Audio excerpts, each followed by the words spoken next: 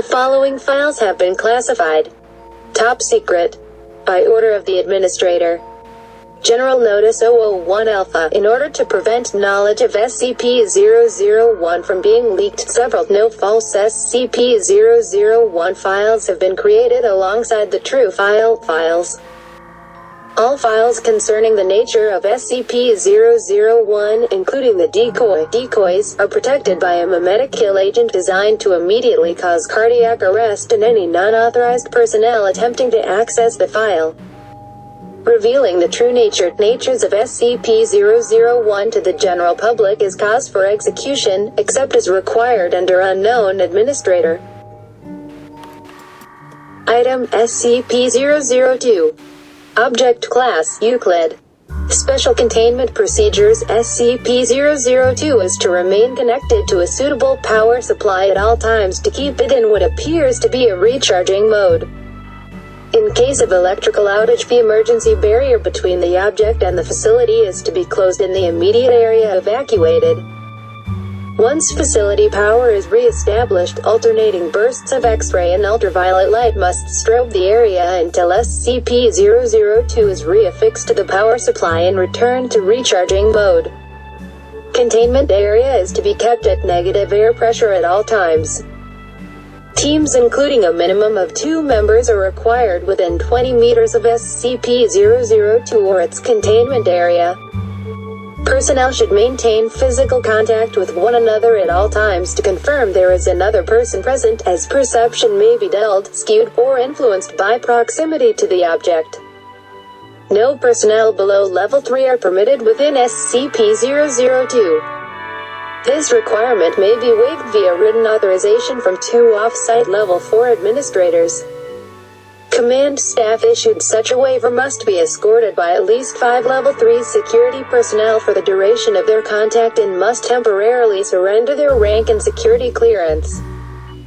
Following contact, command staff will be escorted at least 5 kilometers from SCP-002 to undergo a 72-hour quarantine and psychological evaluation. If deemed fit for return to duty by psych staff, rank and security clearance may be restored when quarantine expires. Description: SCP-002 resembles a tumorous, fleshy growth with a volume of roughly 60 cubic meters or 2,000 cubic feet. An iron valve hatch on one side leads to its interior, which appears to be a standard low-rent apartment of modest size. One wall of the room possesses a single window, though no such opening is visible from the exterior. The room contains furniture which, upon close examination, appears to be sculpted bone, woven hair, and various other biological substances produced by the human body. All matter tested thus far show independent or fragmented DNA sequences for each object in the room. Reference to date: subject has been responsible for the disappearances of 7 personnel. It has also in its time at the facility further furnished itself with 2 lamps, a throw rug, a television, a radio, a beanbag chair, 3 books in an unknown language, 4 children's toys, and a small potted plant. Tests with a variety of lab animals including higher primates have failed to provoke a response in SCP-002. Cadavers as well fail to produce any effect. Whatever process the subject uses to convert organic matter into furnishings is apparently only facilitated by the introduction of living humans. Item SCP-003. Object Class Euclid. Special Containment Procedures. SCP-003 is to be maintained at a constant temperature of no less than 35 degrees Celsius and ideally kept above 100 degrees Celsius. No living multicellular organisms of Category IV or higher complexity may be allowed to come into contact with SCP-003. In event of total power failure, if SCP-003-1 begins to increase its mass, assigned personnel must engage in skin contact with SCP-003-1. Ideally, personnel may use their body heat to return SCP-003-1 to above the critical temperature. However, skin contact must be maintained even in event of SCP-003 reaching activation temperature, lasting at minimum until SCP-003-1 advances fully to its second growth stage. Personnel who enter SCP-003's containment area must first be examined for body parasites of category IV or higher complexity, and sterilized if such organisms are present. All personnel who have come in physical contact with SCP-003-1 are to immediately report for sterilization afterwards. SCP-003-1 must not be removed from SCP-003-2 except in case of emergency procedures detailed above. Any significant change in SCP-003-2's rune activity, including pattern, frequency, or color, should be reported within 3 hours of occurrence. Cessation of rune activity must be reported immediately. SCP-003-2 must be supplied with power via the source-designated generator 003X at all times. Description: SCP-003 consists of two related components of separate origin, referred to as SCP-003-1 and SCP-003-2. SCP-003-1 appears to be composed of chitin, hair, and nails of unknown biology, arranged in a configuration similar to that of a computer motherboard. Testing reveals SCP-003-1 to predate earliest known circuit boards by a factor of thousands of years. SCP-003-1 is considered sentient but not actively dangerous except under certain conditions. SCP-003-1 was found on a stone tablet, SCP-003-2, on which it currently resides. The runes on SCP-003-2 are not part of any known language and emit pale, flickering light patterns. SCP-003-2 is controlled by a non-biological, internal computer, the contents of which are mostly inaccessible without risk of damaging SCP-003-2. SCP-003-2 is capable of controlled emissions of radiation, including heat, light, and anomalous radiation types. SCP-003-2 contains an internal power source of an anomalous nature, which appears to have been losing power since several centuries before discovery. It is considered probable that SCP-003-2 was created for the purpose of containing SCP-003-1. Partially interpreted data recovered from SCP-003-2 may refer to a past and/or potential future LK-class restructuring event caused by SCP-003-1. SCP-003 was located by Remote Viewing Team SRV-04 Beta. It appears possible that SRV-04 Beta was deliberately contacted by SCP-003-2. Other organizations have also been alerted to SCP-003's existence, possibly by similar means. Despite this activity, SCP-003-2 does not appear to be sentient based on its lack of reaction to M03 Gloria analysis and procedures. When SCP-003 drops below the temperature of 35 degrees Celsius, both components react. First, SCP-003-1 enters a growth state characterized by an exponential increase in mass. This growth state consists of two stages. In both stages, SCP-003-1 partially fuels its growth by converting matter around it, starting with any surrounding inorganic material, including atmospheric elements, then non-living organic material, including cells of dead skin, hair, chitin, enamel, keratin, and other biological materials. The first stage is always the same. SCP-003-1 will first increase its mass, then take a form similar in shape to an ophiuroid brittle star of 15 meters in diameter, including what appears to be a central processor of 3 meters in diameter.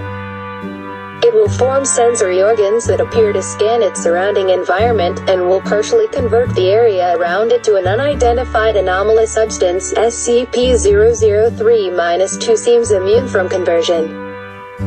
The The second stage describes a growth alteration which occurs when SCP-003 comes into contact with living organic material. SCP-003 appears to template itself off of the organic material, and will attempt communication with organisms that match its initial template or templates. In its second stage, SCP-003-1 may pause, slow or change its growth, and will also convert inorganic and non-living organic elements into functionally similar structures while anomalously altering their physical makeup. While growth is consistent in the first stage, in the second stage SCP-003-1's growth rate is diminished by 20 to 90% so long as SCP-003-1 remains in contact with living organic material. The percentage is determined by the complexity of the organisms in contact with SCP-003-1. SCP-003-1 appears to devote a large amount of processing power to analysis of living organic material. During each of SCP-003-1's growth stages, SCP-003-2 releases bursts of radiation that temporarily inhibit SCP-003-1's growth or reverse this growth when the temperature of SCP-003-1 rises above 100 degrees Celsius. Similar radiation emissions have been replicated or recorded via other anomalous means. SCP-003-1's biology has been the subject of extensive study. Significant elements have been identified similar to SCP-1512, and SCP-2756, the latter two of which have no further confirmed connection with SCP-003-1 and no known connection with each other, and none of which are fully understood technically, even less understood than SCP-003. Thanks to the extensive cross-disciplinary research on the SCP-003 objects.